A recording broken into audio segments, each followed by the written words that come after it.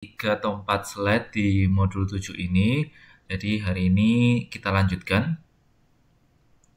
Di modul 7 ini kita akan berbicara mengenai aspek manajemen. Nah, kemarin saya sudah menjelaskan, saya ulang saja sekilas. Apa itu analisis aspek manajemen? Yaitu secara garis besar, apabila bisnis kita ini ditangani oleh manajemen yang baik, maka bisnis kita tentu saja akan berjalan dengan baik. Sebaliknya, apabila bisnis kita ditangani oleh sistem manajemen yang buruk, maka besar kemungkinan bisnis kita juga akan terpengaruh.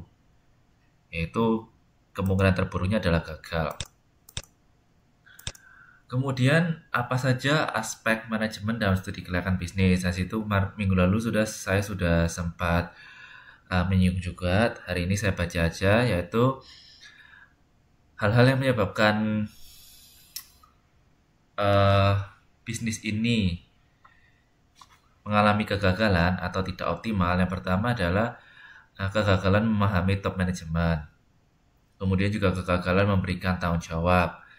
Kegagalan mendapatkan tenaga manajemen yang memadai, tenaga kerja yang kurang berpengalaman, pemimpin yang kurang berbakat, tidak ada pendelegasian, tidak ada kesadaran akan visi misi perusahaan, yaitu mencapai profit sebanyak-banyaknya. Kemudian ada juga kurang menggunakan akuntansi sebagai alat manajemen, kurang pengelolaan sumber daya manusia, dan kurang kesadaran fungsi pemasaran. Jadi ini adalah beberapa alasan mengapa bisnis yang akan kita jalani ini bisa mengalami kegagalan. Ya, ini banyak sekali faktor. Mungkin tidak hanya yang di 10 yang disebutkan di atas ini, tapi ini adalah beberapa hal yang umumnya sering terjadi. Lanjut dulu. Nah, ini kemarin juga saya sempat singgung juga beberapa pendekatan antara dalam membuat perencanaan. Itu. Jadi kan ada pasti di sebuah bisnis ada yang pemilik bisnisnya, ada yang top manajemennya, ada yang di posisi tengah-tengah atau middle management, dan juga ada yang soft floor atau yang bekerja langsung dengan produk. Nah, pasti mereka harus saling berkomunikasi agar tidak terjadi kesalahpahaman.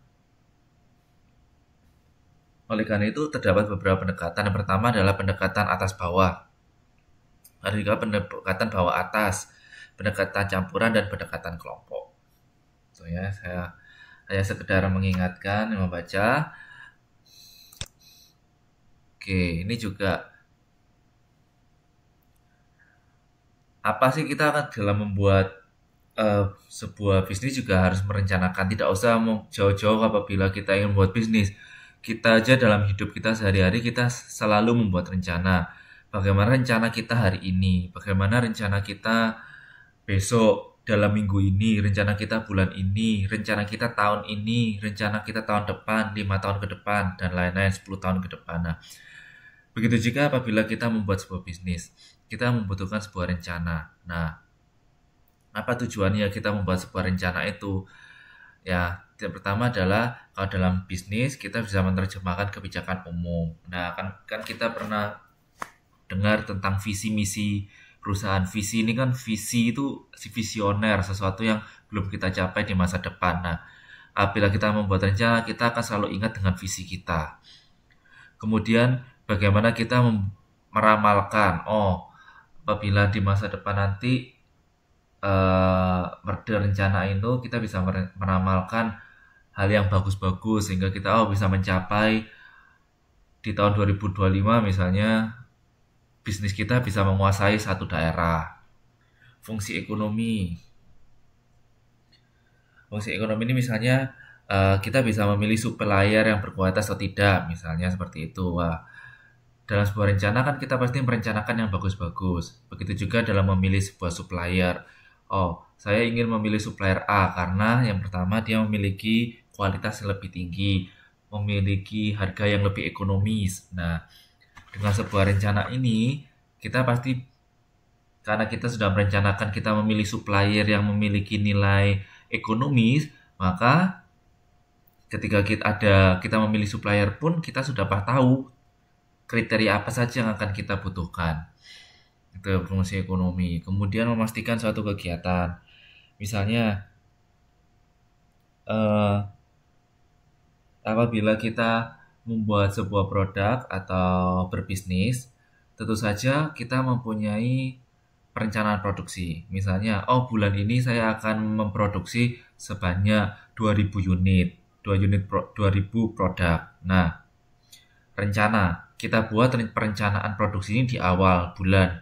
Di akhir bulan harus tercukupi 2000 unit produk, harus siap kirim kepada konsumen-konsumen. Nah, ternyata di akhir bulan yang rencana kita di awal bulan tadi ingin memproduksi 2000 unit, jatuhnya cuma 1800 unit. Nah, berarti dari rencana awal ini kita akan menjadi sebuah batu acuan atau acuan bahwa oh ada sesuatu hal yang salah, ada sesuatu proses produksi yang mungkin kurang efisien sehingga kita tidak bisa mencukupi kebutuhan produksi 2000 unit.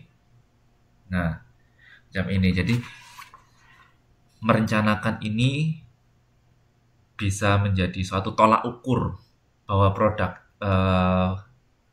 sistem kita berjalan dengan baik atau tidak. Contohnya tadi itu. Kemudian juga alat koordinasi untuk melancarkan kegiatan.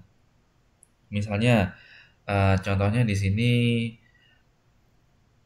apabila ingin membuat sebuah line produksi baru, bukan membuat pabrik baru, tapi membuat line produksi baru, membuat produk baru. Nah, apabila kita saya di tahun 2021 ingin membuat produk lain, yaitu produk B misalnya. Selama ini saya hanya memproduksi produk A. Nah, tahun depan saya ingin membuat produk, yaitu produk B.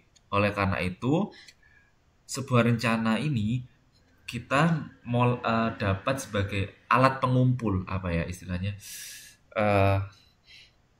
kita bisa mengajak semua pihak untuk bekerja sama. Misalnya, kita harus mengajak tim produksi. Oh, bagaimana kita membuat line produksi untuk produk B ini lebih lancar, lebih efisien. Terus kita mengajak tim quality control. Oh, untuk memastikan bahwa nantinya produk B ini aman dan sesuai dengan standar produk yang diisyaratkan oleh pemerintah atau standar kesehatan misalnya. Kemudian kita juga mengajak engineer, tim teknik. Bagaimana nanti line produksi ini mesin-mesinnya bisa berjalan dengan baik. Mesin-mesinnya seperti apa saja, bagaimana kapasitas mesinnya. Kita diskusi. Begitu juga misalnya dengan mengajak sistem K3 atau health safety yang terkait dengan limbah, bagaimana keselamatan, kebisingan lingkungan kerjanya untuk line produksi baru ini. Jadi sebuah rencana ini nantinya bisa sebagai alat koordinasi. Koordinasi apa? Koordinasi dari berbagai pihak. Pihak apa saja? Ya pihak tadi yang saya sebutkan tadi, misalnya kalau kita bikin produk kan kita berkonsolidasi, berkoordinasi dengan berbagai pihak. Nah itu contohnya tadi ya, produksi, quality, engineering, kemudian apalagi K3 seperti itu.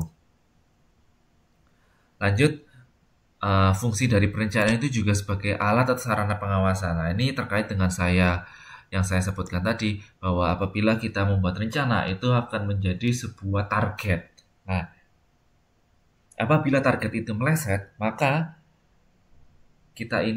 perencanaan kita ini sebagai acuan untuk kembali ke jalur, sehingga kita bisa memenuhi target mungkin di bulan depannya atau di tahun depannya. Tadi yang seperti saya contohkan tadi, apabila kita mentargetkan bulan ini, di akhir bulan ini kita bisa memproduksi 2000 unit produk, tetapi di awal sampai di akhir bulan kita hanya bisa mencapai 1800 unit produk, berarti itu menandakan bahwa ada sesuatu hal yang salah. Ada sesuatu hal yang salah dengan sistem produksi kita. Harus diperbarui karena kita tidak mencapai target. Jadi itu ya, kenapa kita harus merencanakan. Saya rasa ini bisa dipahami karena merencanakan itu ada suatu hal yang umum termasuk dalam kehidupan kita sehari-hari. Ada pertanyaan sampai sini?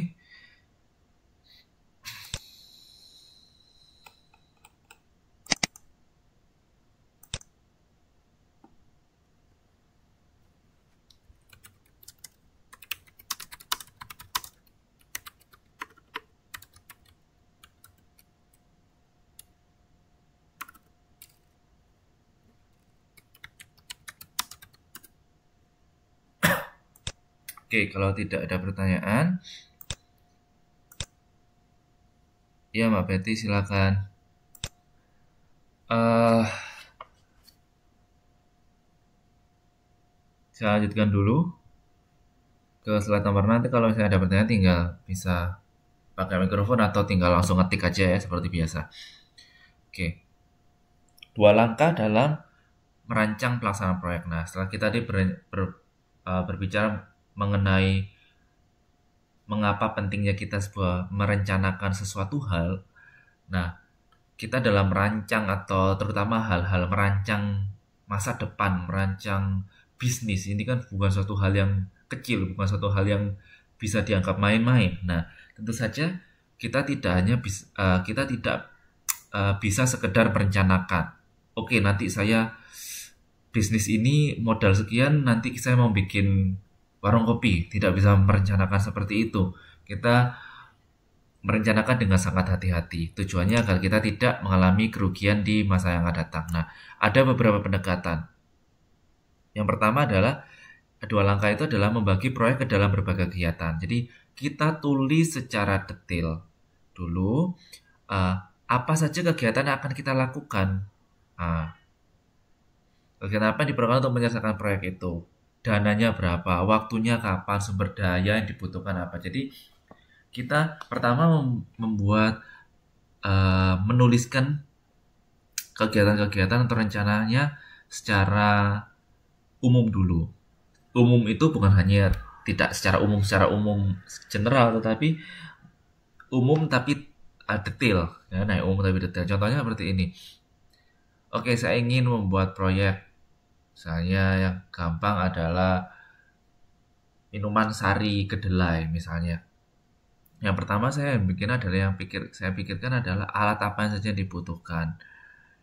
Kegiatannya seperti apa saja. Pertama kegiatannya dulu, langkah-langkahnya dulu. Karena dari langkah-langkahnya kita kan bisa mengetahui alat apa saja yang kita butuhkan. Misalnya pertama adalah kegiatannya adalah mendatangkan bahan baku. Nah, mendatangkan bahan baku. Kemudian kan kita pasti akan berpikir, saya mendatangkannya dari mana? Nah, itu dananya berapa? Kemudian langkah kedua misalnya merendam bahan bakunya ke dalam air selama berapa jam. Oh, merendam misalnya kedelainya.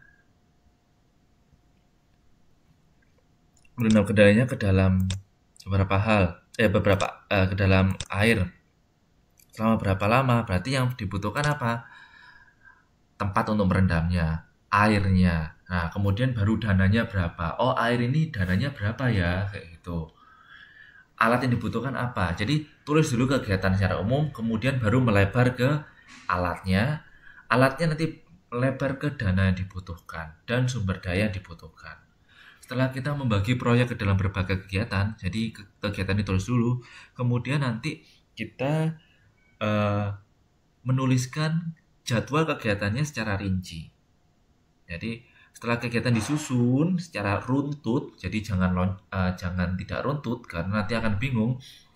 Runtut, kemudian kita tulis secara detail. Oh, kegiatan pertama merendam kedelai. Direndam dulu kan kedelainya. Oh, ini berapa jam, ditulis berapa jam. Kemudian misalnya di proses selanjutnya misalnya dimasak gitu, misalnya dimasak digodok semacam itu berapa jam. Nah, ditulis secara detail. Tujuannya kenapa? Supaya ada yang tahu mengapa kita harus menuliskan secara detail jadwal. Jadi waktunya, setiap kegiatan ditulis waktunya. Kenapa? Mungkin ada yang tahu kenapa kita harus menuliskan secara detail waktu dalam setiap kegiatan produksi. Oke, di sini ada yang tahu?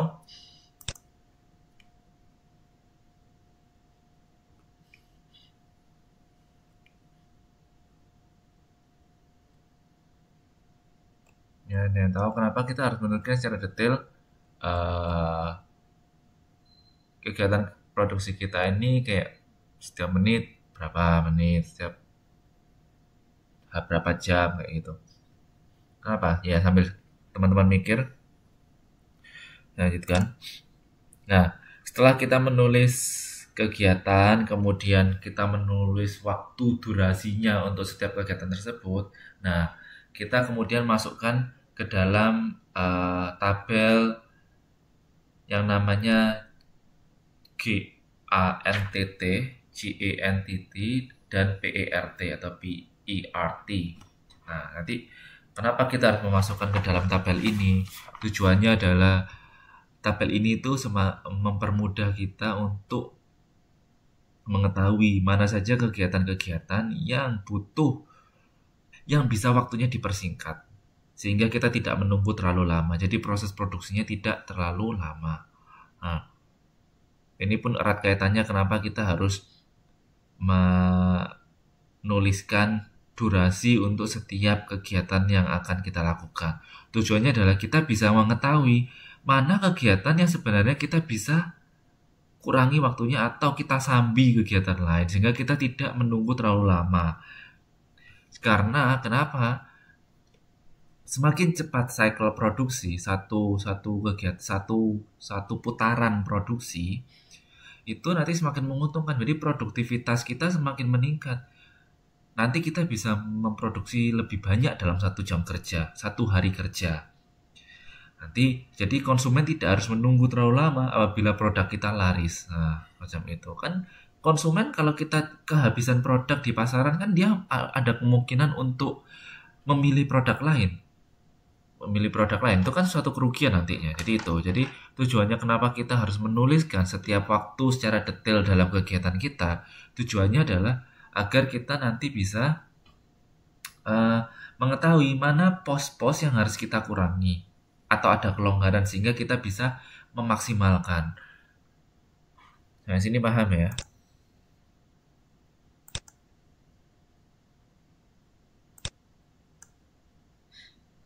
Ada pertanyaan?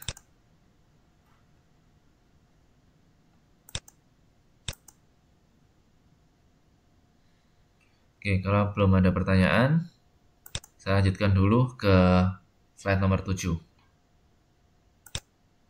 Nah, bagan GANTT. Nah, apa itu bagan GANTT? Itu salah satu contohnya. Yang di sebelah kiri, gambar sebelah kiri ini adalah contohnya. Bagan GANTT ini bisa diambil di internet banyak. Nah, ada 2 bagian kan itu yang ada di dalam gambar itu. Yang pertama tuliskan itu project title. Ini kan nama projectnya apa. Nah, yang itu ada kayak garis kotak-kotak kecil-kecil yang kecil-kecil kayak kolom kecil-kecil kotak-kotak itu merupakan waktu. Jadi yang ungu, warna ungu, garis bar warna ungu itu merupakan waktu. Jadi dan yang kolom kiri yang warna-warni itu adalah kegiatannya. Nah, ini yang saya bilang tadi. Dari slide nomor 6 itu kan kita sudah harus menuliskan kegiatan-kegiatan kita. Ya kan? Kegiatan kita. Nah, kegiatannya kita tulis. Misalnya kegiatan bagian A, warna biru muda. Terus kegiatan B, warna merah muda ini. Kegiatan nomor 3, warna hijau muda. Kegiatan nomor 4, kegiatan warna ungu ini. Kemudian didetailkan lagi. Di kegiatan A ini, secara detail kegiatannya seperti apa. Oh, misalnya memasang, nah ini kalau pengemasan warna biru misalnya, ya kita ambil contoh satu bagian ini, contohnya bagian pengemasan. Nah, bagian pengemasan ini kan pasti proses pengemasan ini kan ada detail-detail kegiatan, misalnya memasang tutup, memasang cap, memasang label, memasukkan ke dalam kardus, menyelotip kardus, mengangkat kardus dari konveyor ke palet. Nah, itu kan kegiatan-kegiatan ditulis secara detail. Bahkan setiap kegiatan memindahkan apa kemana ditulis secara detail. Jadi kalau dalam bagan GANTT itu nanti bisa dibaca sendiri atau dicari sendiri di internet. Itu kegiatan ditulis secara detail. Bahkan untuk kegiatan memindahkan. Nah, karena memindahkan ini, kenapa harus ditulis secara detail?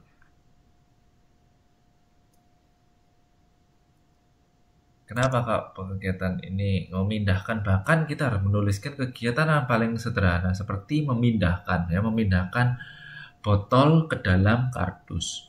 Kemudian menyelotip kardus. Memindahkan kardus ke dalam palet. ke atas palet. Kemudian nanti ada lagi kegiatan dari palet diangkat forklift. Jalan forklift ke gudang berapa menit. Nah, kenapa dalam JANTT ini kita harus menulis secara detail?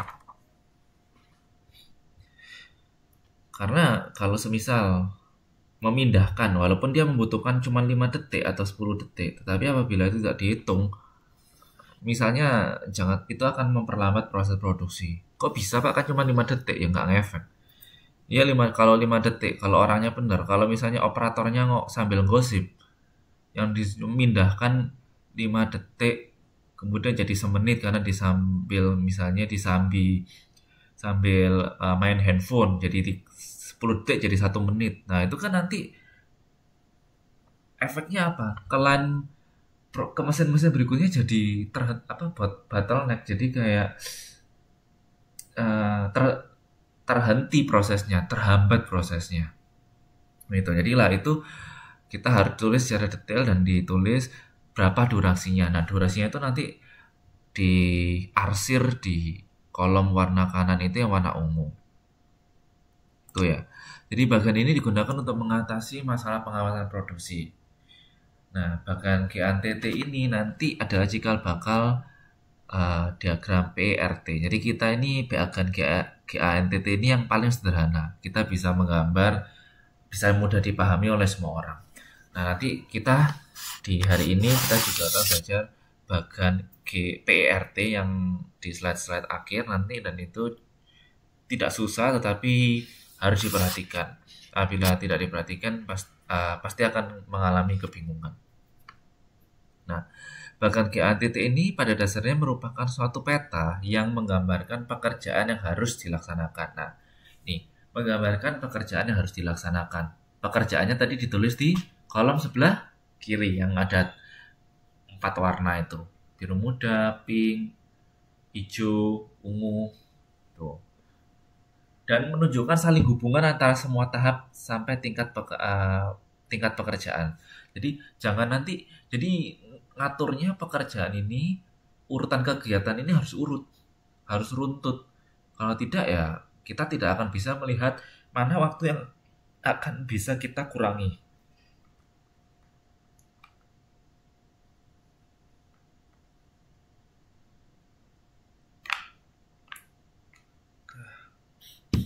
Ya, itu tadi kegiatannya harus runtut. Sampai sini ada yang perlu ditanyakan karena ini bagian GNTT ini masih sederhana. Nanti kita akan belajar bagian lain.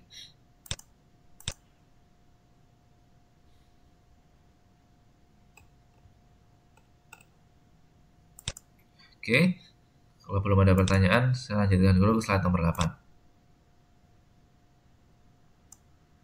Nah, sekarang kita akan belajar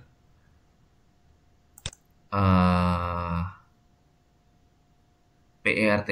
Apa itu PERT? Nah, ini ada singkatannya. Merupakan singkatan dari Program Evaluation and Review Technique. Evaluasi program dan teknik dan review teknik. Nah, secara umum itu merupakan itu ada kayak buletan, ada beberapa buletan kan. Kalau teman-teman lihat di slide itu di situ ada berapa buletan itu? Di situ ada 6 buletan kan, 6 buletan.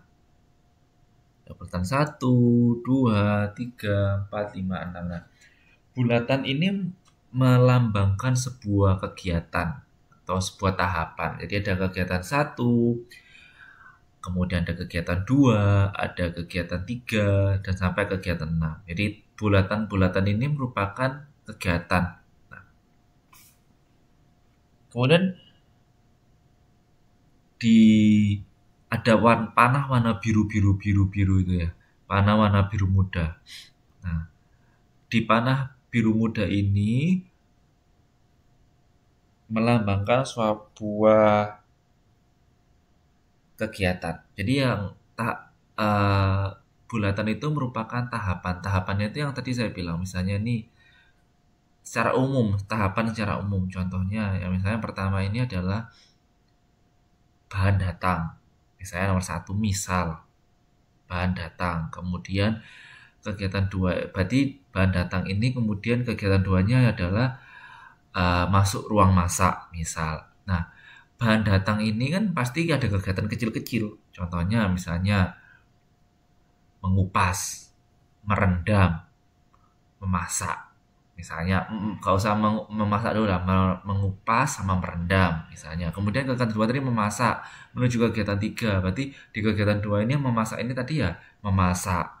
Kegiatannya memasak di air, mendidih. Nah, itu. Jadi kegiatan tahap yang bulatan-bulatan ini merupakan tahapan-tahapan umumnya. Kemudian ada panah warna biru muda. Biru muda itu merupakan detail kegiatannya. Nah, oke, harus ini paham. Nah, kalau teman-teman perhatikan lebih detail, di bawah panah-panah itu ada waktu, kan? Ada durasi. Misalnya, kalau di gambar itu mengidentifikasi target. Nah, itu butuh 2 hari. Kemudian dari tahap 1 ke tahap 2 ini juga ada kegiatan lain yang namanya membuat outline, create outline. Nah, itu membutuhkan waktu 5 hari.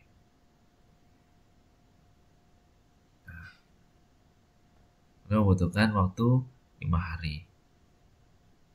Kemudian misalnya lagi dari tahap 2 ke tahap 3. Membuat draft copy 10 hari. Membuat mengkopi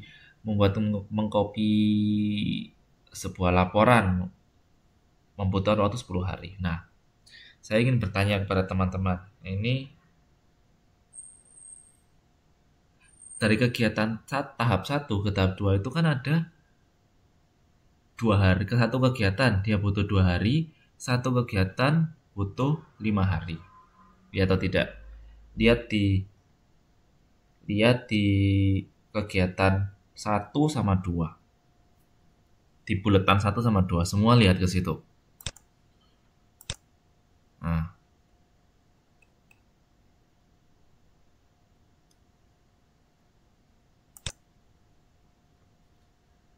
semua lihat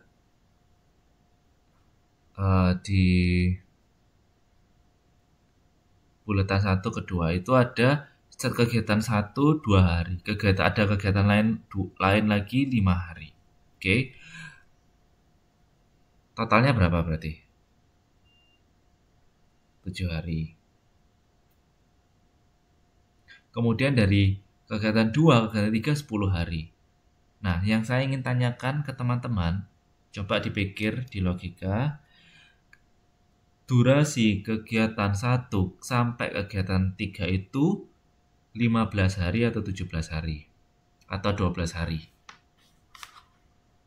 Nah, biar nggak bengong, coba mengasah otak. Kegiatan 1 itu ada 2 kegiatan, 2 hari dan 5 hari. Kegiatan 2 ke 3 itu ada 10 hari. Jadi, pertanyaannya adalah kegiatan 1, kegiatan 3 itu butuh berapa hari?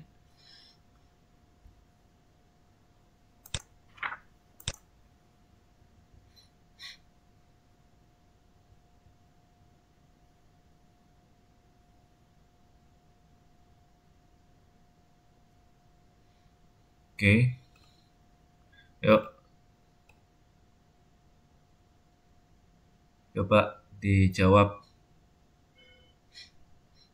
Kalau semisal ini nanti, karena ini nanti ini adalah sederhana, logika sederhana. Nanti karena kita akan di slide-slide terakhir nanti kita akan menggunakan logika berpikir ini untuk membuat bagan itu.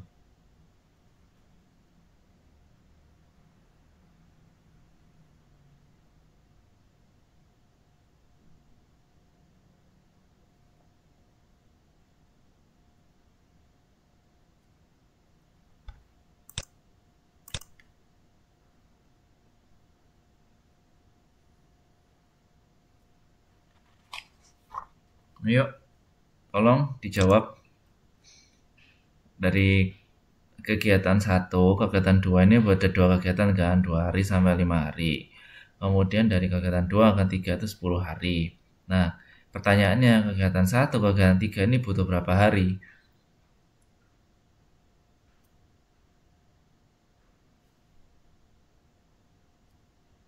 12 hari, 15 hari, atau 17 hari.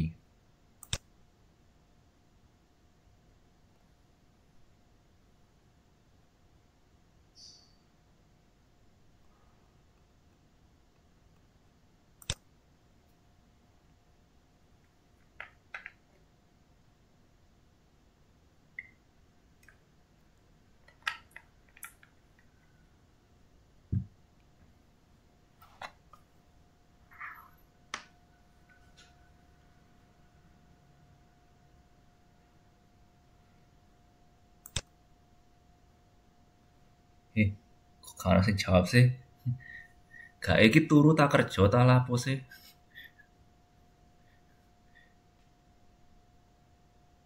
17 hari. Triani jam 17 hari. Yang lain?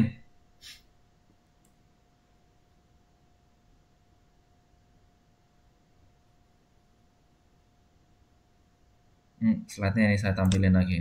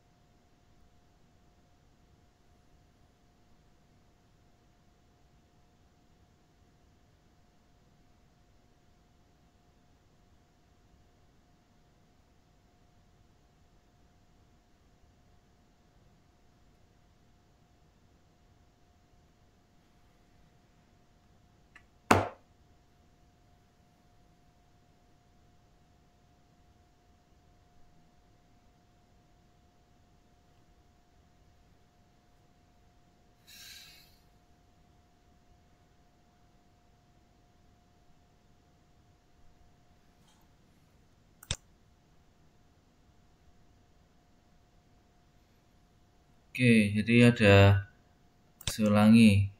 Pertanyaannya tadi kan udah tuh lihat di gambar slide itu kan ya. Nah, di gambar itu ada ke tahapan satu, ke tahapan dua. Tahapan satu ke tahapan dua ini ada dua kegiatan. Ada dua jenis kegiatan. Nah, satu kegiatan dia butuh waktu 2 hari. Satu kegiatan dia butuh 5 hari. Kemudian ada tahapan 2 ke tahapan 3, ada satu kegiatan yang membutuhkan 10 hari. Nah, jadi pertanyaannya adalah kegiatan satu ke kegiatan 3 itu membutuhkan waktu berapa hari? 12 hari, 15 hari, atau 17 hari?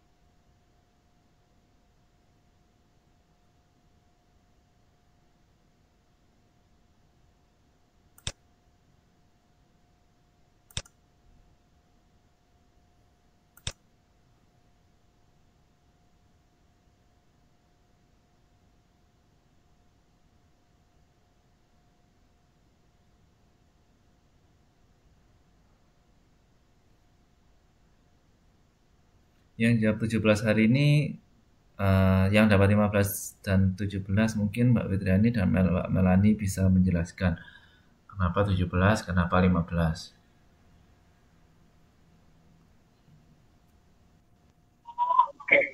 Ya Pak, saya mau mencoba menjelaskan kenapa saya memilih 17 hari.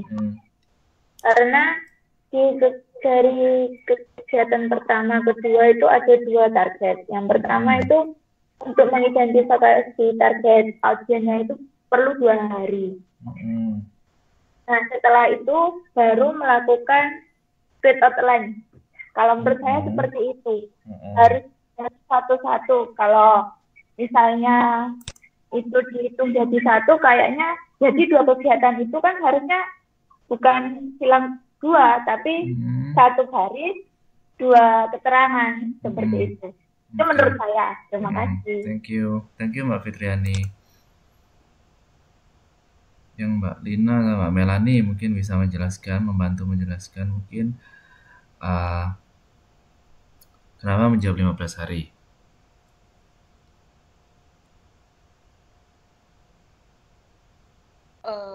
Iya Pak, kenapa saya Melani ya? menjawab? Ya Mbak. Jadi mungkin karena apa? Itu hanya tebakan saya aja dari kegiatan 1 rentang kedua itu 5 hari kata Bapak kan. Nah dari 2 ke 3 itu 10 hari. Jadi dari 1 ke 3 itu mungkin bisa digabungkan 15 hari gitu Pak. Oke, terima kasih Mbak Melani. Ya memang jawabannya karena itu memang ada kegiatan, memang ada 2 kegiatan, yang satu 2 hari, satu 5 hari. Tetapi kalau kita berbicara mengenai durasi, itu adalah 15 hari. Kenapa? Karena 2 hari ini kan lebih kita bisa membuat outline, kemudian kita juga di satu sisi mungkin kita juga bisa membuat target audience 2 hari. Nah, kita tidak harus saling menunggu karena di situ ada cabang 2 yang secara bersama, kita tidak harus saling menunggu. Kalaupun kita harus menunggu, pasti kita harus menunggu sampai salah satu itu selesai. Berarti yang paling membutuhkan waktu yang lama yaitu 5 hari. Sehingga cara menghitungnya 5 ditambah 10 hari. Jadi 15 hari. Nah, oke, nggak apa-apa yang mungkin dalam persepsinya masih 17 hari, nggak apa-apa. Kita berjalan pelan-pelan.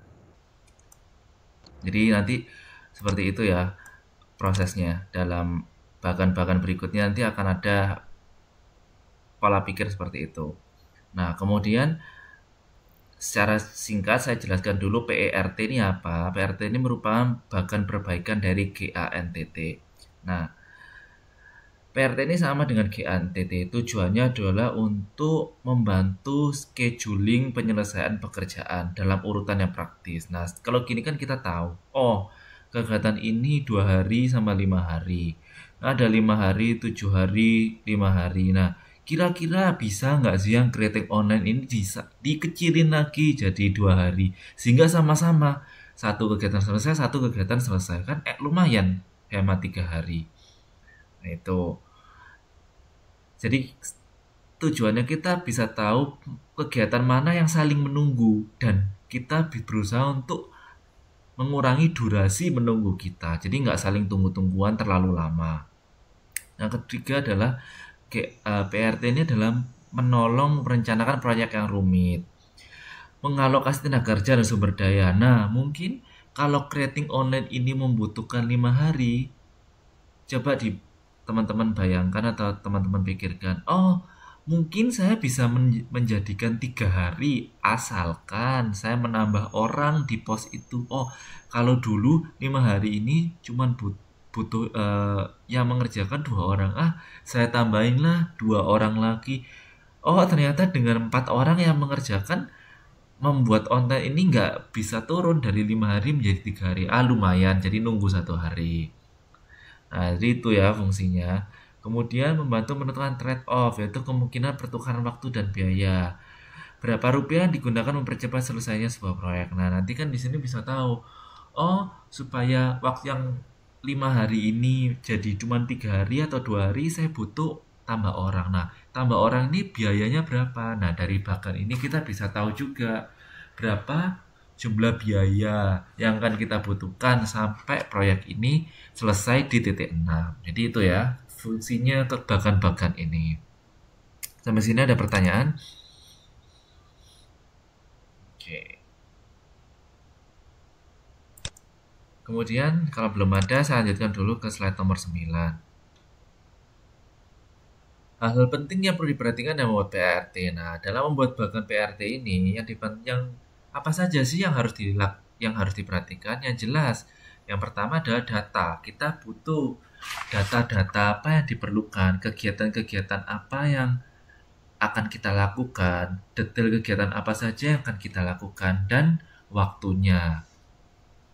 Yang kedua, aturan-aturan dalam membuat diagram. Nah, dalam membuat diagram nanti kan ada aturannya. Misalnya kegiatan digambarkan dengan notasi, lingkaran, sama angka. Kemudian detail kegiatannya dengan panah. Kemudian jangan lupa menuliskan waktunya. Ini kan aturan-aturan dalam membuat diagram. Kemudian digambarkan secara runtut. Nah, kemudian menaksirkan waktu. Nah, menaksirkan waktu ini ya seperti saya bilang tadi, jangan lupa ditulis waktunya karena ini berhubungan dengan berapa lama kegiatan. Jalur kritis atau critical path. Nah, nanti critical path ini akan saya jelaskan di slide-slide berikutnya.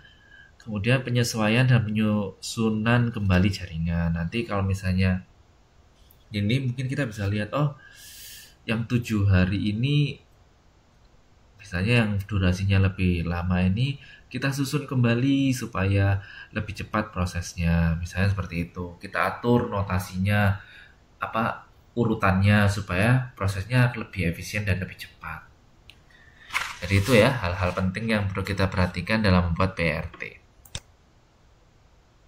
Nah, sekarang setelah kita mengetahui ada 5 hal penting yang harus kita perhatikan, kita akan bahas satu persatu. Mulai dari poin 1 sampai poin 5 kita bahas pelan-pelan. Oke. Poin yang pertama, data yang diperlukan.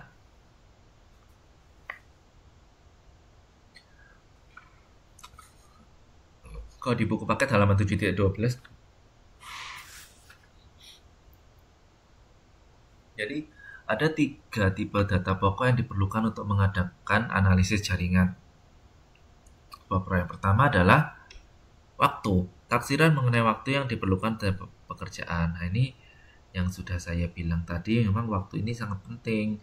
Jadi, data yang diperlukan jelas waktu. Yang kedua apa saja? Yang kedua apa? Yang kedua adalah urutan pekerjaan. Nah, ini sudah singgung berkali-kali, berarti kegiatannya ditulis dulu secara detail. Kegiatan umum dan kegiatan detailnya seperti apa.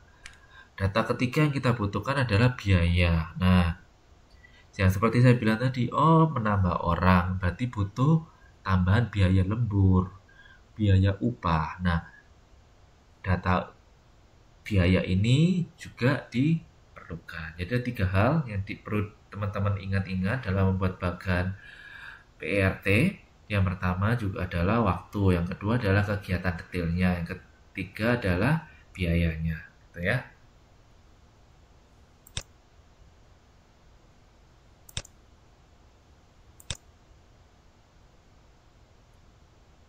Oke.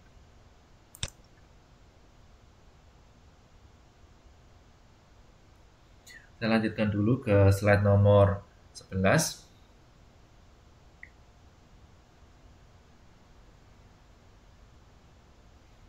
Aturan-aturan dalam membuat diagram. Yang pertama ada events dan aktivitas. Nah, tadi yang aturan-aturan membuat diagram ini yang sudah saya jelaskan adalah jangan lupa menuliskan eventnya atau kejadian atau tahapannya. Nah, ini dihubungkan dengan sebuah aktivitas. Itu pekerjaan diperlukan untuk menyelesaikan kejadian tertentu. Ya. Misalnya, itu dilambangkan dengan lingkaran sama angka. Ya, di situ saya gambarkan ada lingkaran angka 1 dan lingkaran angka 2 dan panah. Tahapannya atau eventnya atau kejadiannya itu angkanya. Aktivitasnya itu adalah panahnya. Nah, itu aturannya. Jadi jangan bikin aturan sendiri, diganti segitiga misalnya, atau diganti jajar genjang atau trapesium, jangan. Malah membuat rumit diri sendiri. Jadi udah aturannya lingkaran, yaitu lingkaran sama angka. Udah, kenapa kok tidak dituliskan pengemasan atau misalnya nih pengiriman, kemudian pemasakan, kemudian atau kemudian pengemasan, kemudian pengiriman. Kenapa? Ya karena tujuannya adalah kalau ditulis kalimat atau sebuah kata itu membutuhkan space atau ruang yang cukup banyak. Jadi kalau dibuat sederhana 1 ke 2 gini kan lebih simpel kan, lebih sederhana. Kemudian ada juga jaringan. Jaringan itu apa itu jaringan? Jaringan itu beberapa event dan aktivitas digabungkan dan digambarkan oleh sebuah diagram jaringan. Nah, yaitu kalau dilihat di gambar yang bawah itu terdapat beberapa titik kan. Dari titik 1, 2, 3 sampai titik 8. Mereka saling berhubungan, saling membentuk jaringan. Nah, ini nanti teman-teman nanti akan dihadapkan pada persoalan nyata di lapangan kerja bahwa kegiatannya itu sangat banyak dan rumit. Nah, tantangan tersendiri bagi teman-teman nanti bagaimana untuk meminimalisir waktu supaya proses produksi sangat efisien. Ini nanti rumit, jaringannya pasti akan lebih banyak bentuk suatu jaringan. Di sini paham ya aturannya ya, sederhana masih. Paham? Saya lanjutkan ke slide nomor 12. Nah, itu menaksir waktu di buku halaman 7.13.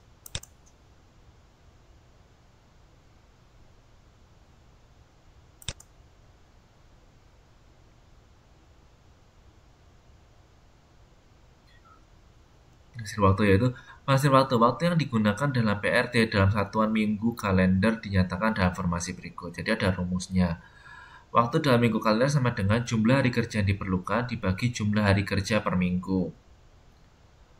Dalam proses penaksiran waktu proyek tidak pasti, maka digunakan pendekatan distribusi probabilitas dengan persentase sebagai berikut. Nah, karena kita ini merencanakan, terkadang kita tidak tahu berapa tepat waktu yang diperlukan untuk menyelesaikan sebuah kegiatannya, kira-kira semacam itu. Nah,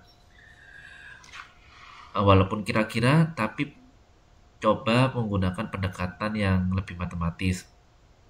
Nah, di sini nomor 1, apabila perkiraan waktu paling optimis paling cepat diberi simbol A. Nah, ini misalnya perkiraan waktu optimis ini kira-kira saya bisa mengurangi kegiatan ini kayak ini. Misalnya ada kegiatan satu kegiatan yang memang teman-teman mesin itu kan sangat tepat ya, misalnya ada kemungkinan salah tapi biasanya dia akurat, misalnya 1 menit menghasilkan 100 produk. Nah, ini kan optimis, oke, dia memang 1 menit menghasilkan 100 produk. Nah, ini udah pasti. Maka perkiraan waktu yang 1 menit menghasilkan 100 produk ini kita beri simbol A karena kita optimis bahwa memang waktunya memang tepat seperti itu. Kemudian ini perkiraan mencapai waktu paling pesimis diberi simbol B. Nah, ini mungkin berkaitan dengan pekerjaan-pekerjaan yang berhubungan dengan mendatangkan pihak lain, misalnya bergantung pihak yang tidak pasti, misalnya ini mendatangkan bahan baku atau ya mendatangkan bahan baku, misalnya ternyata bahan bakunya lagi kesulitan sehingga harus menunggu. Nah, ini kan pesimis, kita nggak tahu berapa waktu yang dibutuhkan untuk mendatangkan bahan baku. Ya paling lambat kira-kira 2 minggu, 14 hari. Nah, untuk hal-hal semacam ini kita beri simbol B. Kemudian ada waktu yang mudah bergerak diberi simbol M. Waktu mudah bergerak ini contohnya adalah misalnya masih berhubungan dengan supplier. Nah, ada supplier A misalnya. Oh, saya tuh kenal dengan supplier A karena langganan dan saya kenal baik dengan orangnya. Saya bisa minta tolong ke dia kira-kira dari 2 minggu tadi itu bisa deh saya percepat jadi seminggu doang, seminggu aja kayak gitu. Nah, berarti hal-hal macam ini waktunya kita bisa ubah B simbol M. Atau misal kalau teman-teman mengecat tembok misalnya, tembok ini kering benar misalnya butuh 3 hari misal. Tembok ini kering benar misalnya 3 hari, tetapi bisalah kita anggap 2 hari aja kita udah anggap kering, udah boleh lah ya. Tuh, jadi kita ubah waktunya. Membagi kemampuan untuk kemudian dibagi dengan kemampuan untuk mengukur ketidakpastian dan penaksiran. Nah, contoh soalnya ada di slide nomor 13. Misalnya kita masukkan ke rumus. Contohnya kita punya 3 taksiran waktu sebagai berikut. A. Kegiatan A butuhnya waktu 4 hari. Kegiatan M membutuhkan waktu 20 hari. Kegiatan B membutuhkan waktu 26 hari. Dibagi 6 hari kerja kan tadi. Pembaginya apa? Jumlah hari kerja per minggu. Misalnya dibagi 6. Nah, misalnya dibagi 6 karena jumlah hari kerja per minggu. Nah, berarti berapa waktu yang diharapkan dari kegiatan tersebut? Yaitu dimasukkan A ditambah 4 kali M ditambah B dibagi 6. Silakan dihitung. Berapa hasilnya?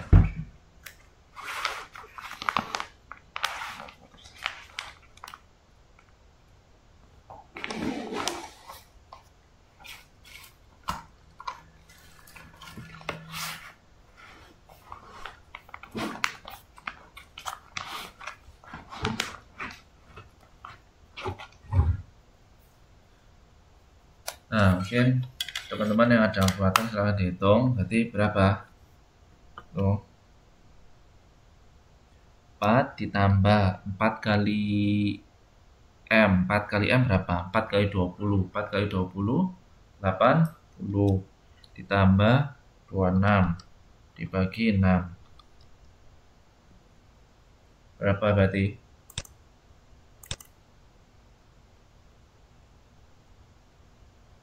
Apa hasilnya? 18,3. Nanti dicek sendiri hasilnya 18,3 atau tidak. Nah, itu ya dimasukkan.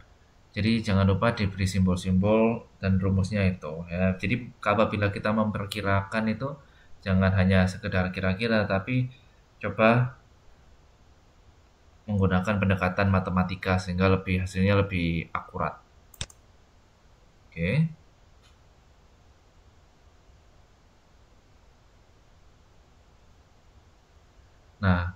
Nah ini jalur kritis atau critical path. Nah, mulai dari slide ini saya mohon teman-teman perhatikan karena menghitung jalur critical path ini mudah, tetapi apabila tidak dipahami dengan baik dari awal itu akan jadi susah. Nah, ini mudah sebenarnya, tapi apabila tidak teliti dan tidak memahami pola pikirnya itu akan menjadi susah. Jadi saya mohon untuk slide 14, 15, 16 ini teman-teman perhatikan. Oke, 18,3 Mbak Fitriani ya, Mbak Lina ya, terima kasih Mbak. Nah, untuk yang jalur kritis ini mohon diperhatikan nanti karena di buku itu ada, cuman saya mencoba menerangkan dengan cara yang lebih sederhana, dengan mungkin cara penyampaiannya berbeda dengan di buku, tapi konsepnya sama saja. Nanti silakan dipilih setelah mendengarkan saya atau belajar sendiri, silakan dipilih mau ngikuti yang di buku atau di saya, tapi sebenarnya sama saja. Di buku ini kalau menurut saya sih agak sedikit membingungkan. Saya mencoba menerangkan dengan lebih sederhana. Tuh ya, mungkin di ujian keluar saya juga kurang tahu, jadi mohon diperhatikan untuk jalur kritis ini. Oke. Sebelum saya mulai, coba disiapkan dulu jalur kritis ini ya.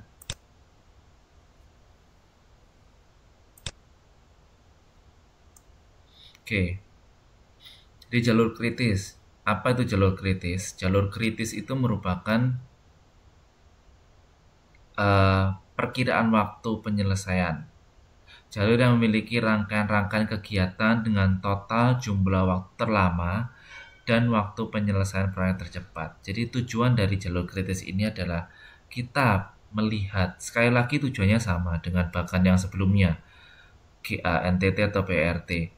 Tujuannya adalah untuk melihat mana kegiatan dengan jumlah waktu terlama dan waktu tercepat. Nah, nanti kita akan dari waktu tercepat dan waktu terlama itu pasti ada kelonggaran atau sebuah selisih atau slack atau float. Nah, ini merupakan sejumlah kelonggaran waktu dan elastisitas dalam sebuah jaringan kerja. Nah, kelonggaran atau selisih atau slack atau float inilah yang nantinya kita sebagai orang produksi atau manajer produksi atau pemilik bisnis atau manajer secara umum kita bisa tahu bahwa inilah hal yang bisa kita tingkatkan efisiensinya dalam sebuah produk, dalam sebuah proses produksi. Konsepnya dipegang dulu ya itu. Oke, sekarang lihat ke ilustrasi 1. Di situ ada sebuah diagram. Dari diagram 1 ke 2, ada dari 2 bercabang ke 3 dan 4, dari 3 ke 4 bercabang ke 5. Masuk ke kegiatan 5 dan kegiatan 5 selesai kegiatan 6. Nah, setelah teman-teman itu ada kegiatannya kegiatan A, B, C, D, E, F. Tahapannya 1, 2, 3, 4, 5, 6 itu.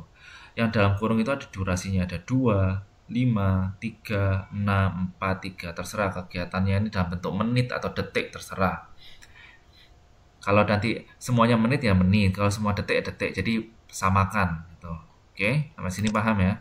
Lihat dulu itu diagramnya. Yang ngikut yang ini tidak, kan ini ada yang keluar masuk. Nanti yang yang baru masuk atau yang baru keluar atau masuk lagi nanti silakan lihat rekamannya di YouTube. YouTube-nya saya upload di LMS. Tuh ya, jadi jangan nanti ada alasan kok saya belum diajari, yang ini saya udah merekam dan di upload di LMS. Kalau yang tidak keluar masuk mohon diperhatikan. Oke, sekarang masuk ke tabel. Dalam tabel itu ada beberapa kolom. Yang pertama kolom 1 ada kegiatan I dan J. Kegiatan I ini kegiatan awalnya atau titik awalnya, kegiatan J ada titik akhirnya. Terus kolom ketiga itu ada kurun waktu. Kurun waktu tadi mana waktunya? Waktunya itu adalah yang dikurung. Kalau di gambar diagramnya dikurung. Kemudian di kolom berikutnya, kolom ketiga dan kolom keempat dan kelima ini ada namanya awalan, IS dan IF. Kemudian di kolom ke 67 itu ada akhir, LS dan LF, kemudian ada total slack. Nah, slack itu apa? Saya udah tulis di situ, udah saya jelaskan tadi. Nah, awal dan akhir ini melambangkan metode awalnya atau metode akhir. Nah, awal dan akhir ini saya jelaskan nanti di slide nomor 15 dan 16. Oke, tinggalin dulu kolom nomor 4, 5, 6, 7. Pahami dulu kolom nomor 1, 2, dan 3. Oke, di kolom nomor 1, 2, dan 3 ini ada kegiatan 1, kegiatan 2. Oke, kegiatan 1, kegiatan 2 berapa durasinya? 2. Nih 2, tulis di situ. Lanjut, dari kegiatan 2 ke kegiatan 3, tulis itu kegiatan I ke J, 2 ke 3, berapa durasinya? 5, tulis itu 5. Dari kegiatan 2 ke 4, ada durasinya 3, tulis itu 3. Dari kegiatan 3 ke 5, ada durasi 6, tulis itu 6. Kegiatan 4 ke 5 ada durasi 4, tulis itu 4. Kegiatan 5 ke 6 ada durasi itu 3, tulis 3. Udah. Pahami dulu cara menulis diagram ini. Tabel yang kolom 1, 2, 3 ini dulu. Paham sampai sini? Masih sederhana ya.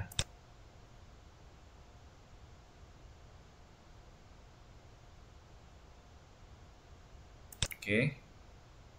Kalau sudah paham, kita masuk ke slide ke kolom berikutnya yaitu awal. Nah, awal ini maksudnya adalah metode awal. Jadi, menghitung waktu dari kegiatan 1 ke kegiatan 6 dimulai dari awal ke belakang, dari awal ke akhir. 1 ke 2, jadi metodenya maju, awal. Nah, itu ada ES dan EF.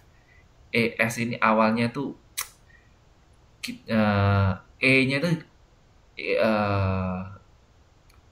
gak usah dipikirin dulu apa itu E, tapi S-nya itu adalah start, F-nya itu finish. Jadi kan ada ES, EF, LS, LF, LS, LF. Nah, S-nya belakang itu artinya start, F-nya belakang artinya finish.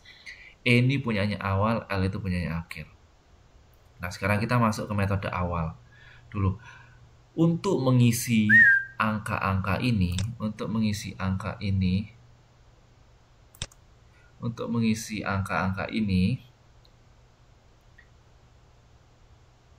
saya jelaskan di slide nomor 15. Oke, semua lihat di slide nomor 15.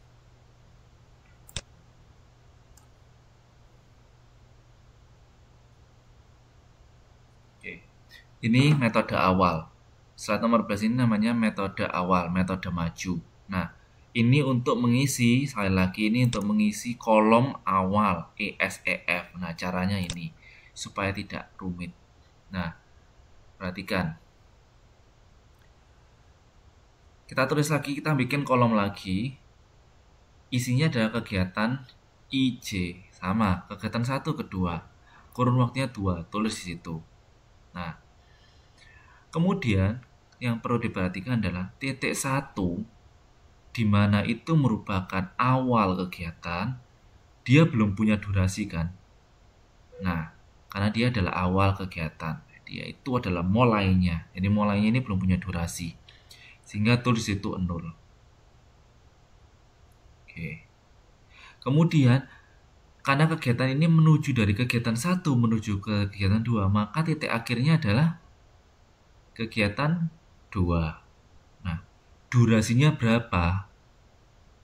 2. Tulis di situ 2. Nah, kenapa mungkin ada yang bertanya, kenapa ES-nya di ini 0 ya? Karena di kegiatan 1 ini kan awal, dia belum punya durasi. Jadi tulis EF kegiatan 1-nya ini 0. Kemudian kegiatan 2-nya ini, titik 2-nya ini 2. Kenapa 2? Karena sudah punya durasi mengerjakan. Nah, sekarang coba diperhatikan dengan baik ya. Kemudian sekarang kita menuju ke cabang 1. Cabang 1 ini yang karena dari kegiatan 2 ini ada 2 cabang 1 dan cabang 2. Nah, kita bahas satu-satu dulu. Nah, cabang 1 ini adalah kegiatan 2 ke kegiatan 3. Tulis di situ. Kegiatan I 2, kegiatan J-nya 3, 2 ke 3. Kurun waktunya berapa di situ? 5. Oke, kurun waktunya ada 5. Nah, ES-nya diisi titik awalnya titik 2 sampai pada titik. Oke. Karena titik awalnya tadi adalah 2, kegiatan 2 ini dia sudah punya durasi berapa? 2 menit kan? Dia sudah punya durasi 2 menit. Tulis di situ 2. Kemudian dari kegiatan 2 ke kegiatan 3 itu butuh waktu 5. Nah, 5. Berarti total dari kegiatan 2 ke 3 itu berarti 2 ditambah 5 sama dengan 7. Tulis di situ EF-nya atau akhirnya 7. Saya ulangi ya. Dari kegiatan 2, tadi kan 1, 2 gampang. Kegiatan 1 nilai awalnya 0, kegiatan 2 nilai durasinya 2, tulis. Kemudian dari kegiatan 2 kegiatan 3 itu tulis kegiatannya kegiatan 2. Kegiatan akhirnya kegiatan 3. Kurun waktunya 5. Nah, durasinya kegiatan 2 tadi durasinya berapa? 2 menit kan? Tulis 2. Kemudian kegiatan 3 durasinya 5. Nah, yang perlu diperhatikan adalah dari kegiatan 2 ke 3 itu gabungan, jadi 2 ditambah 5 sama dengan 7. Nah, setelah menghitung cabang 1, kita jangan lupakan cabang 2, yaitu kan ada kegiatan 2 ke 4. Tulis itu, kegiatan 2 ke kegiatan 4. Kurun waktunya disitu tulis 3. Nah, awalnya adalah kegiatan 2. Kegiatan 2 sudah punya durasi 2. Nah, tulis itu 2. Nah, kegiatan 4 tadi dari 2 ke 4 sendiri durasinya 3 kan? Jadi totalnya berapa? 2 ditambah 3 sama dengan 5. Tulis itu. Tulis di sini 5.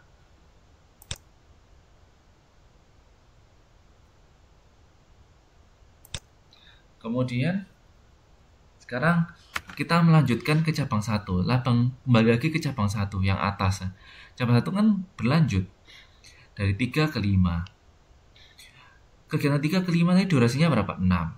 Nah, 6 kan.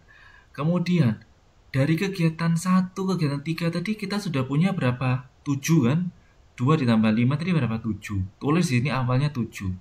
Dilanjutkan sampai kegiatan 5, kita punya durasi 6. Berarti 6 ditambah 7 sama dengan 13. Tulis di akhir EF-nya 13.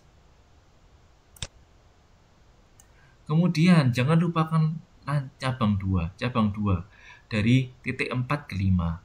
Titik keempat ke 5 ini kita punya durasi sebanyak 4. Tulis itu 4. Kemudian titik awalnya berapa? Kegiatan dari kegiatan 1 ke kegiatan 4 ini kita sudah mengantongi 5 menit kan? 2 ditambah 3 sama dengan 5. Tulis, berarti awalnya kita sudah punya durasi 5 menit. Ditambah durasi kegiatan 4 ke 5. Yaitu durasinya 4. Berapa berarti? 5 ditambah 4 sama dengan 9. Oke, di sini paham ya, jadi dihitung durasinya. Kalau saya ngomong terlalu cepat, bilang ya.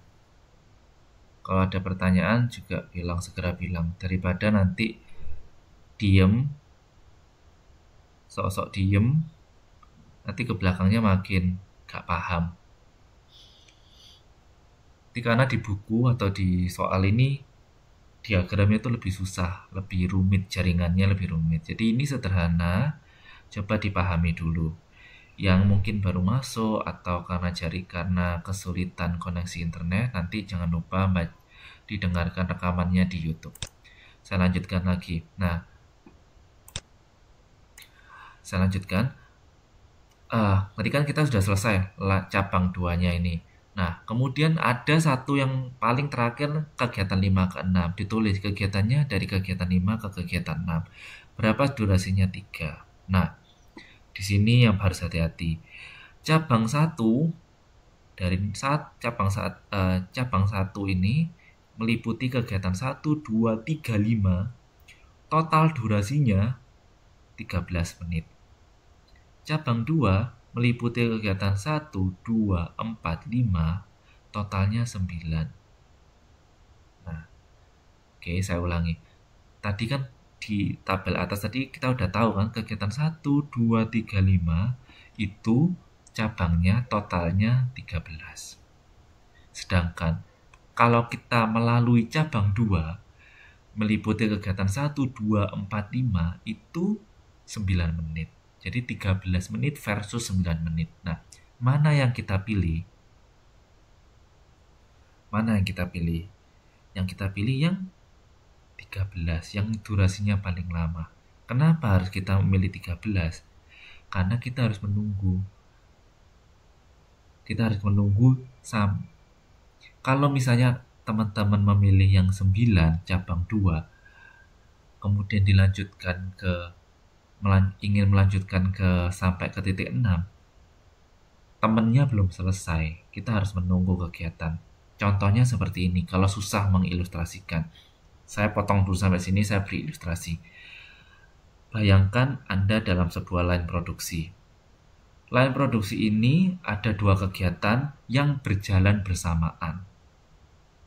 Kegiatan pertama adalah memasukkan botol ke dalam kardus. Kegiatan kedua di waktu bersamaan adalah membuat kardus. Oke, paham ya?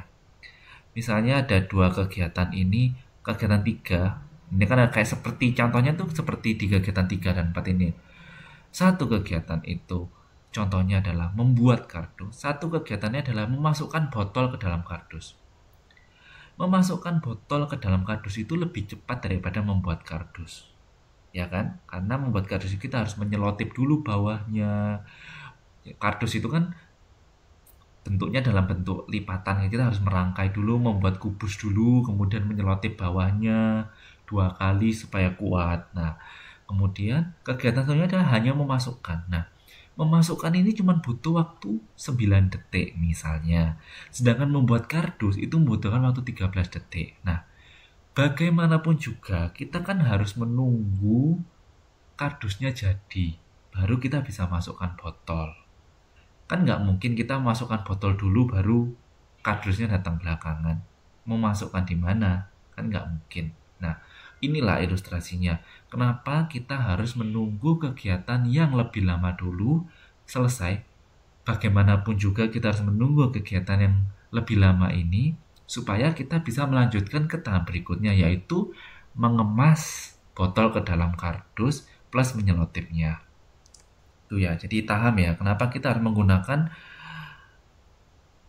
waktu yang paling lama. Nah, kembali lagi ke tabel. Kegiatan 5 ke 6 tulis durasinya 3. Kemudian di situ kegiatan ES-nya, startnya itu dipilih yang paling lama. Sudah saya bilang tadi dipilih paling lama, alasannya adalah yang sudah saya jelaskan tadi, umpamanya kegiatannya bersamaan. Jadi itu pilih yang paling lama itu 13. 13 ditambah durasi waktunya 5 ke 6, 3 tadi. Jadi 13 ditambah 3 sama 16. Sehingga waktu dari kegiatan 1 ke kegiatan 6 membutuhkan waktu 16 menit.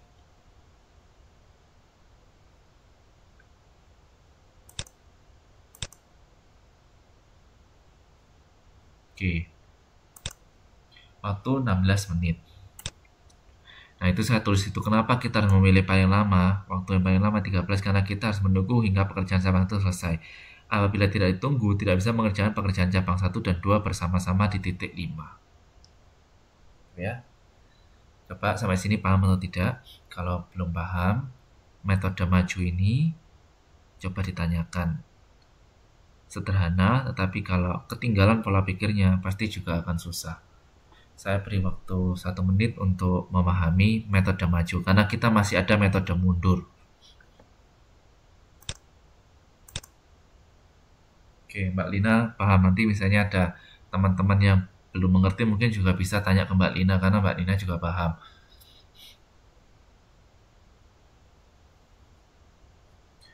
Kalau teman sambil dilihat slide-nya, saya beri waktu 1 menit untuk memahami.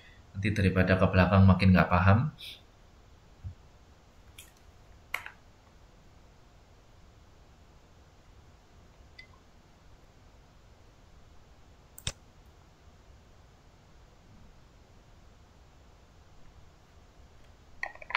Slide-nya ini sudah saya upload juga di LMS. Mungkin karena kita belajarnya memang online, jadi memang kadang saya memahami bahwa jaringan internet kadang susah masuk atau sudah masuk kadang keluar sendiri. Jadi mohon nanti teman-teman melihat rekaman YouTube-nya, saya juga sudah upload di LMS. Kalau nggak tahu, bisa di YouTube-nya UT Taiwan, juga saya uploadnya di situ, di YouTube-nya itu, atau di grupnya mahasiswa sendiri itu juga ada rekamannya. Karena dari pihak Bapel ini sekarang juga sedang merekam.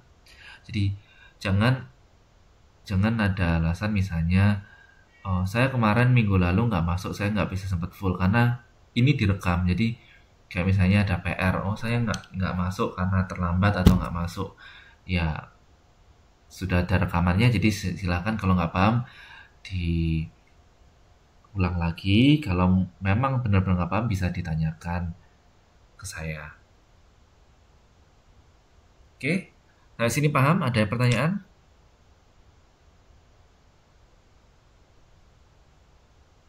Kalau tidak ada, saya lanjutkan dulu. Sekarang metode mundur. Nah, tadi itu ada metode maju. Oke. Nanti metode maju ini hasil ESFF-nya dipindahkan ke slide nomor 14 yang awal ini. Dipindahkan ke angka awalnya, dipindahkan sini, dipindahkan. Oke, sekarang bagaimana kita mengisi kolom akhir ini, LS sama LF ini. Kita bagaimana mengisi kolom ini. Kita menuju ke slide nomor 16. Oke, kalau tadi kita metode maju atau metode maju, kita sekarang belajar metode mundur. Yang perlu teman-teman pahami, namanya saja metode mundur, berarti jalannya ke belakang. Oke, benar atau tidak? Kalau metode maju jalannya dari depan ke belakang. Nah, kalau metode mundur jalannya dari belakang ke depan. Nah, lihat di tabel itu, urutan mengerjakan dari bawah ke atas. Nah, kalau di tabel ini, teman-teman ngelihatnya dari bawah dulu, tabel baris paling bawah.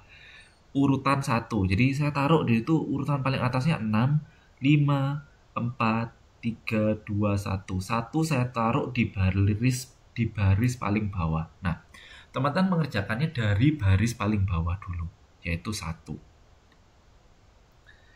Urutan mengerjakan ya ini ya. Urutan mengerjakannya itu dari bawah. Saya tulis itu urutan mengerjakan 1 di paling bawah. Jadi lihat baris warna biru muda yang paling bawah. Oke. Pelan-pelan ya. Biru muda paling bawah. Nah, di situ ada kegiatan. Kegiatannya melihatnya dari belakang dulu. Kegiatan yang paling belakang itu apa? Kegiatan nomor 5 dan 6.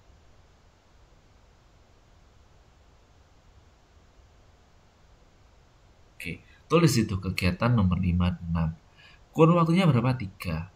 Nah, LS-nya ini ditulis, LS ini metode mundur, S-nya ini start, jadi LS-nya ini ditulis 13. Kenapa 13? Nah, ini lanjutan dari slide nomor 15 tadi. Kan kita udah sepakat kita memilih nomor 13. Kita memilih 13 sebagai durasi paling lama.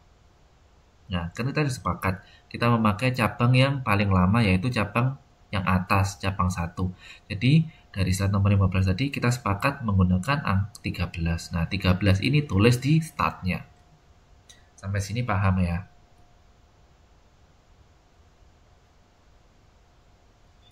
Oh, maaf. Saya ada kesalahan. Saya ulangi, mohon maaf.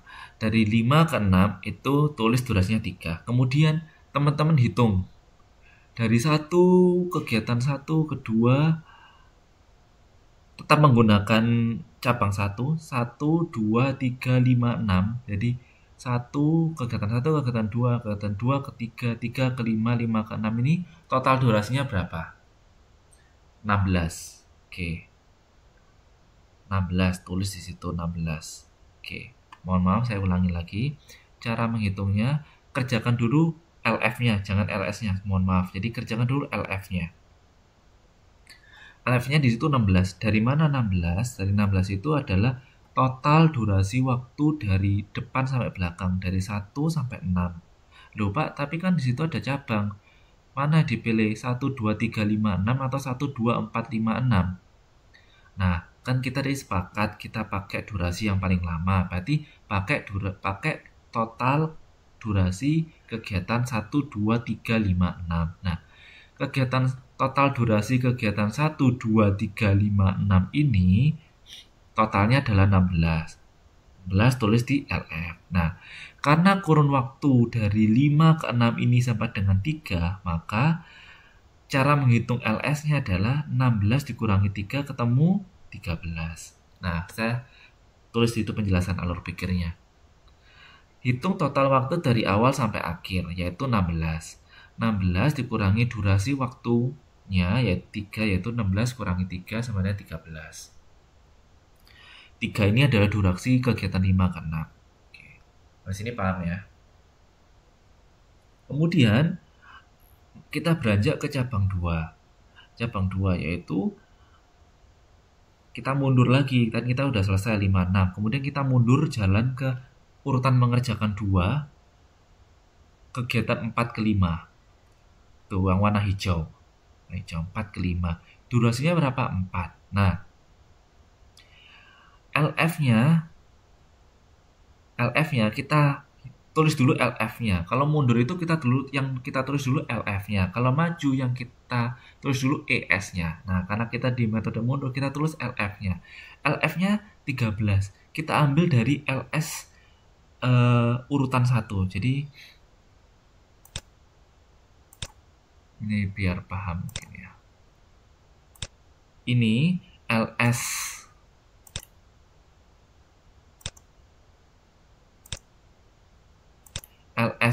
di urutan 1 kegiatan 5, 6 ini pindahkan ke LF urutan 2 kegiatan 4, 5.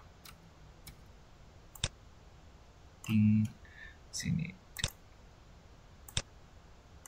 Nah, pindahkan ke seperti ini. Nah, kalau udah dipindahkan, kemudian berapa durasi waktu kegiatan 4 ke 5? Di situ durasinya adalah 4. Sehingga 13 kurangi 4 sama dengan 9. Oke, sampai sini paham ya?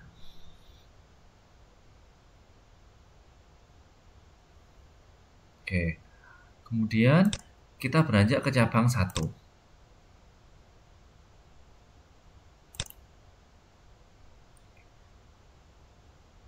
Ke cabang 1 kegiatannya adalah urutan kegiatan 3 cabang 1.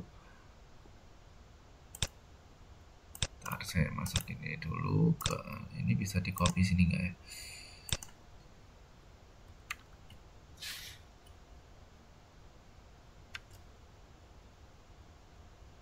Oke. Itu saya cek. Oke. Kemudian ke cabang 1 kegiatan 3 ke 5. Kegiatan 3 ke 5 ini durasinya berapa? 6. Nah, tulis 13, kita pilih 13 lagi. Kenapa? Kenapa kita pilih 13 lagi? Karena kita mengambil nilai LF-nya dari nilai LS urutan pertama. Oke. Tulis. Ini. Kita pilih sepakat kan tadi kita memilih waktu yang lama. Oke, nih. Oke. Kemudian dikurangi durasinya. Durasi kegiatan 3 ke 5 tadi adalah 6. Jadi 13 dikurangi 6 sama dengan 7. Tulis LS-nya di situ 7. Nah, kita masuk ke lanjutan cabang 2. Lanjutan cabang 2 ini ada kegiatan 2, 4. Kurun waktunya 3. Nah, cabang 2 ini nilai 9 LS-nya cabang 2 ini jadi nilai LF-nya urutan keempat. Ini saya kasih bahkan lagi, saya kasih lingkaran lagi ya. Ini saya kasih lingkaran warna beda.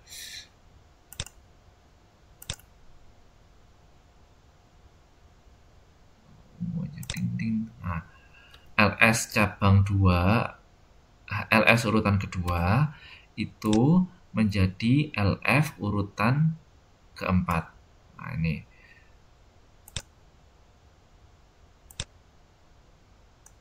Oke. Nah, kemudian durasinya berapa di situ tadi? Durasinya 3, sehingga 9 kurangi 3, 6. Oke. Kemudian kita masuk ke urutan kelima yang warna kuning. Nah, di situ urutan kelima ini adalah lanjutan cabang 1. kegiatannya kegiatan 2 ke 3. Nah, berapa kurun waktunya? Di situ ada 5. Tulis dulu LF-nya. LF-nya 7 ini diambil dari LS urutan kegiatan 3. Ini saya kasih ini lagi terangan.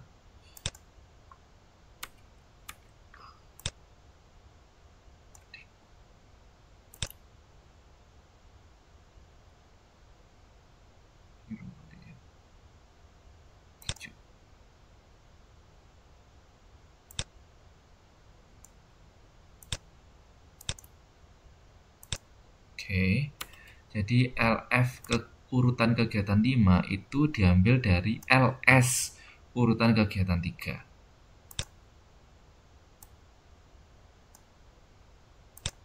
Nah, itu ini. Nah, ini ya. Saya coba print screen, saya masukkan ke ruang chat. Mungkin kalau misalnya ada yang nggak paham bisa lihat di chatnya.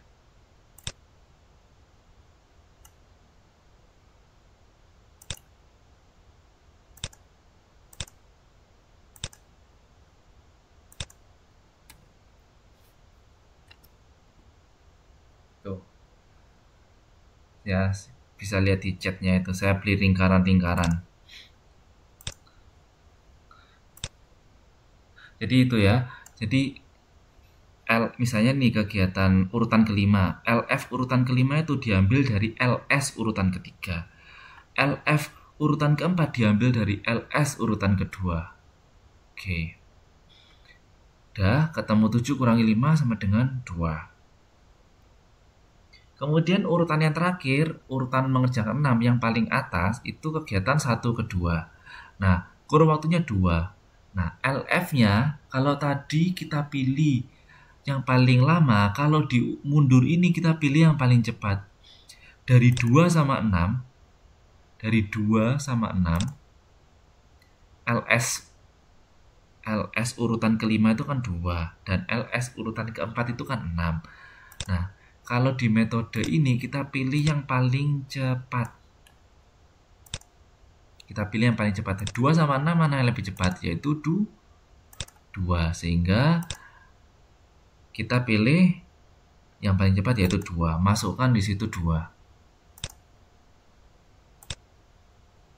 Kita pilih yang paling cepat.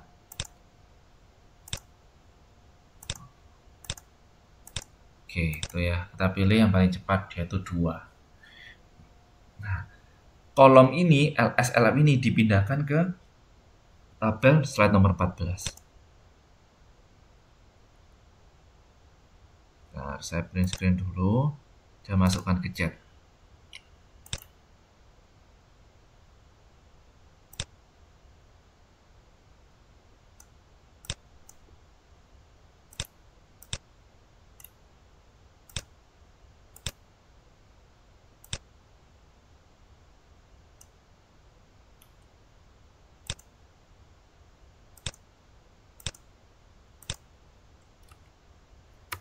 Nah, itu ya.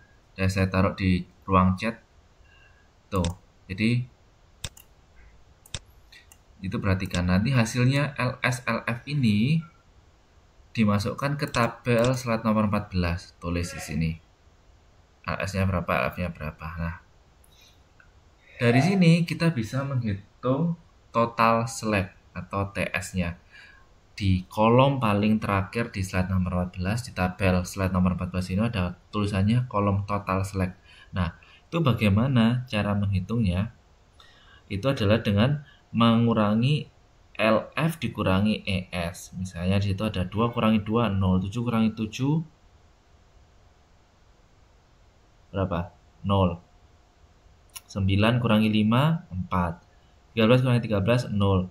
13 kurangi 9, 4. Nah, itu jadi total select ini dihasilkan dari LF dikurangi ES. Nah, di situ akan kita ketahui ternyata dari proses kita ada kelonggaran 4 menit 4 menit. Nah, di kegiatan yang punya kelonggaran ini nantinya kita sebagai pebisnis harus menginvestasikan sesuatu, entah itu mesin lebih optimal atau tambahan orang, sehingga total select-nya bisa lebih kecil atau syukur-syukur bisa 0.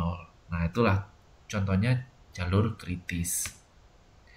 Proses perhitungannya seperti itu. Oke, di sini ada yang belum paham. Kalau misalnya ada yang belum paham, nanti dibaca pelan-pelan. Slide terakhir, penyesuaian dan penyusunan kembali jaringan. Nah, apabila jaringan diketahui terlalu lama, maka perlu dilakukan penyesuaian agar proyek berjalan lebih cepat. Nah, apa saja yang harus dilakukan? Yang pertama adalah pertukaran sumber daya yang diperlukan. Misalnya ada pekerjaan yang dapat dicepat, maka dengan cara memindahkan sebagian sumber daya yang ada pada kegiatan bukan jalur kritis. Atau yang kedua dengan cara melonggarkan spesifikasi teknis. Jadi misalnya mesinnya ditambah dari yang kapasitasnya 1 menit saat menghasilkan 100 unit produk menjadi 1 menit menghasilkan 200 unit produk. Atau juga mengubah susunan aktivitas apabila dimungkinkan. Jadi itulah ya fungsinya kita membuat bakan-bakan ini. Nah, dan habis ini ada tugas 3, minta tolong dikumpulkan tanggal maksimal hari Senin, tanggal 23 November, yang punya tanggungan PR, yang merasa belum mempunyai tanggungan PR, atau mempunyai tanggungan, tolong dikirimkan ke saya secepatnya, karena tanggal 23 ini minggu depan, 22 ini kan pertemuan terakhir. 23 ini saya mau memasukkan semua daftar nilai, saya kirimkan ke Bapel. Jadi kalau setelah tanggal misalnya lebih dari 24, 25 atau 25 udah nggak mungkin. Jadi 25 saya udah nggak bisa mengubah nilai atau sudah tidak bisa memasukkan nilai. Jadi kalau ada yang terlambat memasukkan nilai, mengirimkan PR dan nggak bisa saya koreksi, ya mohon maaf, karena saya sudah harus memasukkan nilainya ke Bapel dan itu udah ada jadwalnya. Jadi PR-nya diberi waktu, dan ini cuma 3 nomor, jadi jangan ada alasan untuk terlambat atau ada yang kurang lagi soalnya. Itu ya, jadi maksimal tanggal 23, karena mungkin 24 dan 25 saya sudah mengirimkan nilainya ke Bapel. Saya sudah masukkan nilainya dan tidak bisa diubah lagi karena saya sudah kirimkan.